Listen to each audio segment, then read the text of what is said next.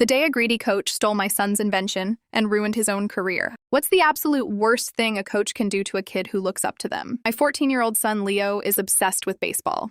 He's not the biggest kid on the team, but he has the mind of a literal engineer. Last summer, after watching his teammates struggle with consistent batting form, Leo spent 3 months in our garage building a prototype for a smart training bat. He hollowed out an old wooden bat, embedded a tiny motion sensor he bought online, and wrote a custom software program that analyzed a player's swing plane in real time. It was incredible. If your elbows dropped, the grip would vibrate slightly, giving instant physical feedback. He called it the steady swing. It worked like magic. Within 2 weeks, Leo went from batting 8th in the lineup to hitting 3 home runs in a single weekend. Naturally, the varsity baseball coach, Coach Garrison, noticed the sudden spike in performance. But he was also incredibly arrogant, the kind of guy who wore his state championship ring from 1998 to every single grocery store run. He pulled Leo aside after practice and asked to see the bat. Leo, being a naive kid who worshipped his coach, handed it over and eagerly explained exactly how the sensor tracked the rotational velocity and the angle of the wrist. Garrison took notes, a lot of notes. The next afternoon, Leo went to the equipment shed to grab his prototype for batting practice. It was gone. When he asked Coach Garrison about it,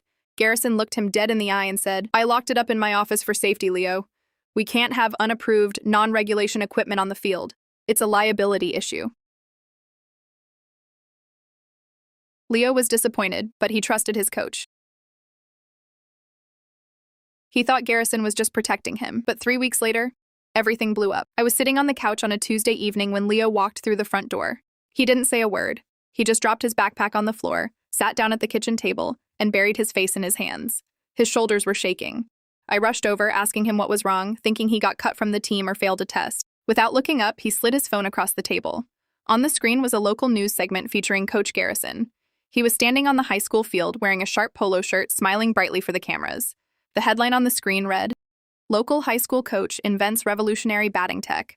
Signs massive deal with national sports brand." I watched in absolute disbelief as Garrison held up a sleek, professionally manufactured version of Leo's invention. Garrison was telling the reporter, "Yeah, I've been developing this concept for years, observing the kids' mechanics.